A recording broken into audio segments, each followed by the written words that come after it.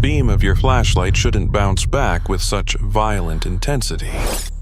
In the suffocating thickets of the Blackwood Range, light is supposed to die in the dark fur of nocturnal hunters, swallowed by the shadows of the ancient pines. But tonight, the light returns to you, shattered into 1,000 jagged reflections that pierce the gloom. You aren't just looking at a predator. You are looking at your own terrified face, multiplied in a gallery of organic silver. The reflections are closing in, and you realize the forest has never been empty. Every flicker of your torch is a signal to 1,000 watchers that you have arrived, and you have brought the very weapon they intend to turn against you.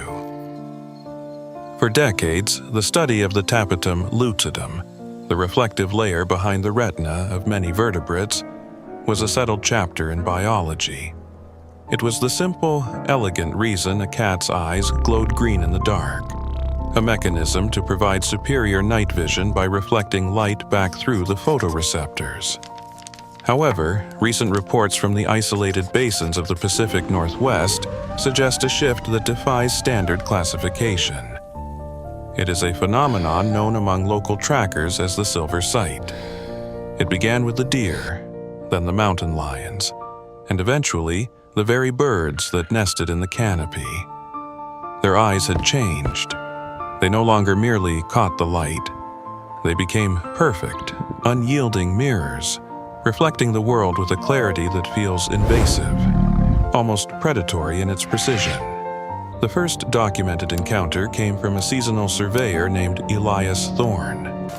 His discarded journals, found in a rain-soaked tent near the Clearwater Basin, describe a subtle, haunting change in the local fauna. He wrote that the elk no longer fled from the scent of man. Instead, they stood in the periphery of his campfire's glow, their heads tilted at unnatural mechanical angles. When he turned his headlamp toward them, he didn't see the usual soft amber glow of a herbivore. He saw his own face, distorted and tiny, staring back from the elk's pupils. The eyes had become high-definition mirrors, polished and cold.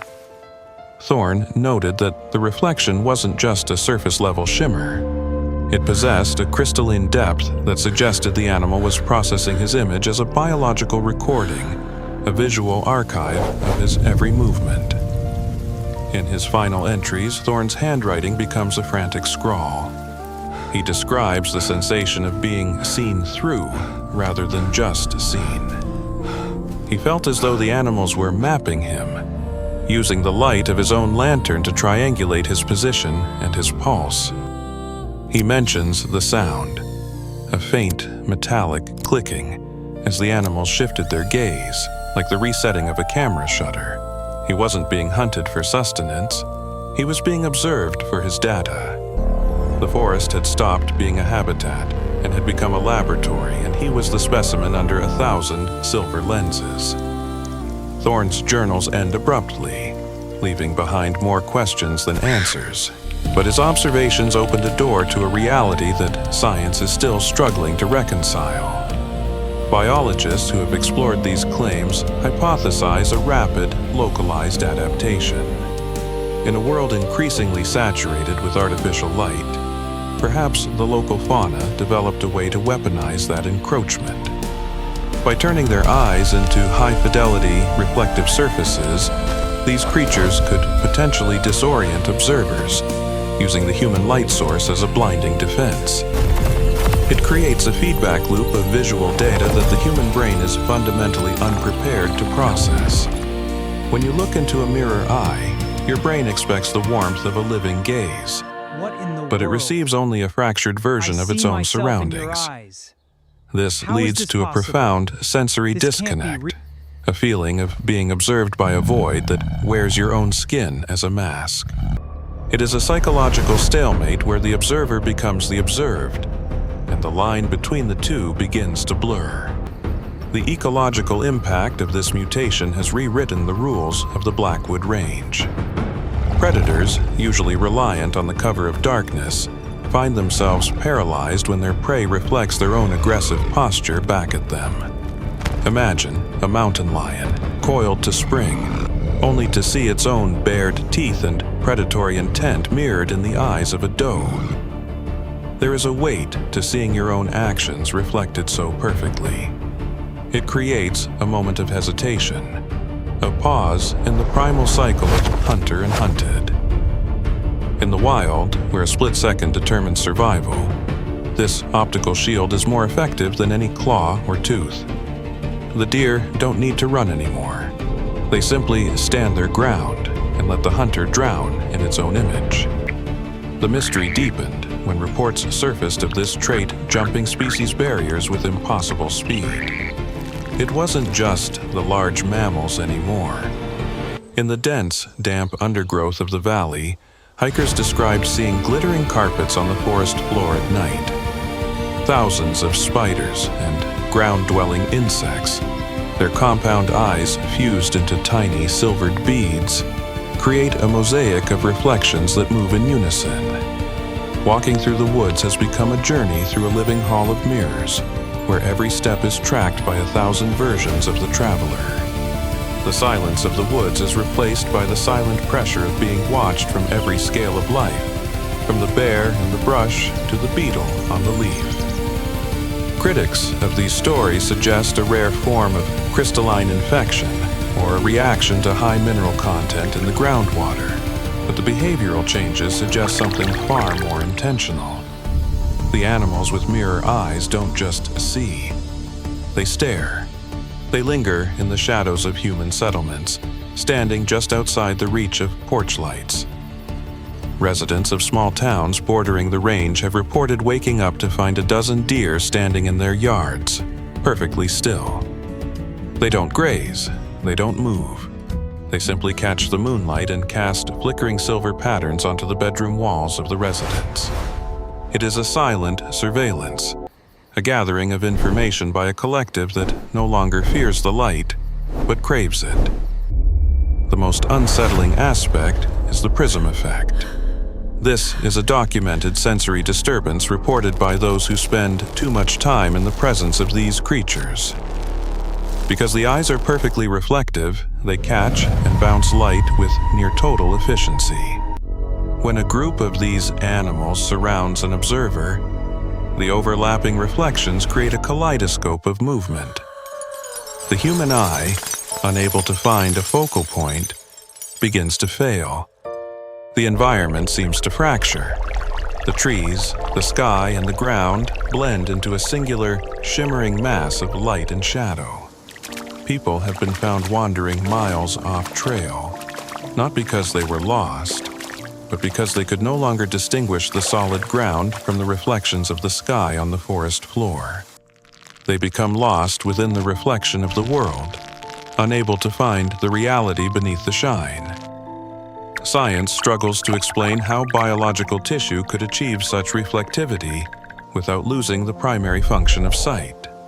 One prevailing theory suggests a dual-layered system, a high-density metallic protein that coats the cornea while leaving a microscopic aperture for the pupil. This would allow the animal to see perfectly while presenting a solid mirror to the outside world. It is an evolutionary masterpiece of camouflage. Instead of hiding in the bushes, the animal becomes the bushes. It disappears into whatever light is available, turning the observer's own vision into a cloak of invisibility. It is a defense mechanism that functions by reflecting the world back at itself, making the creature an invisible ghost in a landscape of light. There is a recorded account from a park ranger named Marcus Vance, who spent a night trapped in a lookout tower while a pack of wolves circled below. He described the experience not as a threat of physical harm, but as a mental siege. Help me! Every time he shone his spotlight down to track the pack, the light would hit their eyes and bounce back, illuminating the interior of his cabin with a cold, flickering silver. He could see his own terrified expression reflected in the eyes of the alpha below, 100 feet away. He felt as though his own identity was being stripped away, reflected back at him until he was no longer sure which version of himself was the real one. The wolves didn't howl, they didn't growl. They moved with the silent grace of shifting glass, their presence felt only through the flashes of silver that danced across the walls of his sanctuary. The lack of vocalization suggests that the mirror eyes might also be a form of silent, long-range communication. By tilting their heads at specific angles, these animals can reflect light toward one another, sending signals across vast distances in the dark. It is a biological fiber optic network, a way of sharing information that bypasses sound and scent. If this is true, the forest is no longer a collection of individuals. It is a synchronized entity, a massive, organic processor connected by a web of reflected light. They aren't just watching us. They are talking about us in a language made of flashes and glints, a conversation we are entirely excluded from. Why is this happening now? Evolution usually takes millennia to produce such radical changes. Some suggest that the rapid urbanization and the encroaching glow of city lights have forced a survival response. The animals are adapting to a world where there is no longer such a thing as true darkness. If they cannot hide in the shadows, they will hide in the light itself. They have become the ultimate observers of the modern age, turning our own technological footprint, our streetlights, our car beams, our glowing screens, into their greatest advantage. We have flooded the world with light, and the world has responded by turning into a mirror. As you move deeper into the heart of the mirror eye territory, the atmosphere changes. The very air feels heavy, pressurized by the weight of a billion gazes. The birds in the trees don't fly away when you approach. They simply turn their heads, their silver eyes tracking your every movement with mechanical precision. There is no hostility in their stare, only a profound, alien curiosity. They are documenting the rhythm of our breath, the hesitation in our steps, and the way our hearts race when we realize we are the ones being studied. We have spent centuries looking at nature through a glass. Now, nature has become the glass, and it is looking back at us with a clarity we never expected. The physical sensation of being in the presence of these creatures has been described as a thinning of reality. When every living thing around you is a mirror, the boundary between the observer and the observed begins to dissolve. You are no longer an outsider looking into the wild. You are a part of the reflection, a data point in a vast biological archive.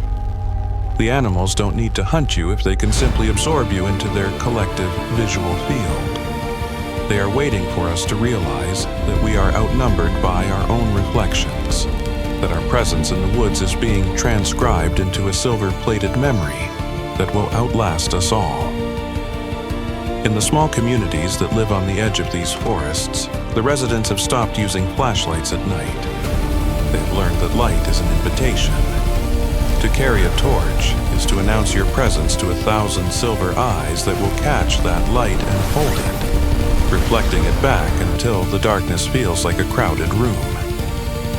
They move by touch, or by the dim glow of the stars, trying to avoid the gaze that waits in the tree line. They know that to look into the eyes of the forest is to see a version of yourself that you may not recognize, a version that belongs to the woods now, a flicker of light caught in a biological mirror. The phenomenon is spreading. Recent reports from coastal regions suggest that even marine life is beginning to show signs of the silver sight.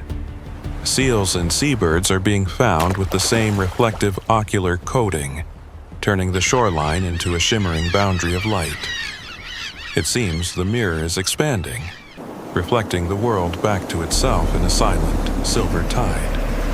We are witnessing the birth of a new kind of consciousness, one that is built not on the individual experience but on the reflection of the other.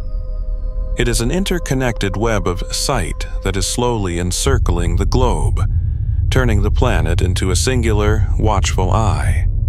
If you ever find yourself in the deep woods and the silence feels a bit too heavy, resist the urge to turn on your light. The darkness is a mercy. once you see those thousands of silver points staring back at you. Once you see your own small, flickering life reflected in the eyes of 1,000 watchers, you can never go back to being alone. The forest has found a way to keep us forever, not by force, but by the simple, terrifying act of looking back. We are becoming the ghosts in their mirrors, the static in their silver network, the images they have chosen to keep. The mystery of the mirror. Eyes remains unsolved, a glitch in the natural order that challenges our understanding of biology and perception. Are they a warning, or are they a mirror held up to a world that has lost its way?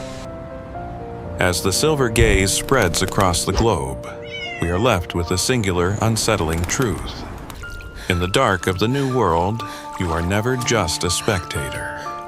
You are the reflection, and the reflection is starting to move on its own. The animals are no longer just surviving. They are curating a world of light, and we are the subjects of their endless silver gallery. As you sit in the safety of your home, remember that the window is just another mirror when the lights are on inside. And somewhere, out in the tall grass or the deep canopy, something is watching that window.